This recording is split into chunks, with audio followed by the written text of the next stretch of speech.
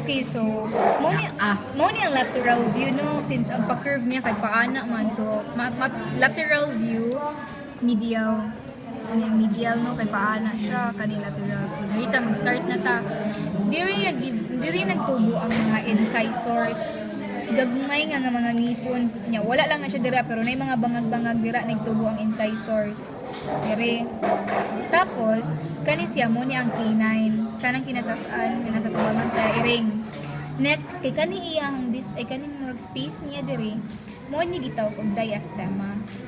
Diastema, ang next sa diastema kay kaning duha ay kaning premolars. Before sa Premolars and then molar. May ano na siya if molar kay paana na siya pa M na siya for M for molar. Perfect. Tuloy ni sila. Okay. Dayon, kita pa diri duha ka bangag no. Duha ni siya, duha ay mo kasi piat duha gina siya daghang madiscuss siya ani. Di ba? Okay? Mo ang mental foramina. Okay? Mental foramina. Okay. Okay, so kani siya mo ni ang body of dentary. Kani sila. Body of dentary. Body. Yes. And then kani ang angular process. Naay mura gamay pangagamay diri. Mo ni ang angular process. Palayo gamay ron dito. Karon ni si Win.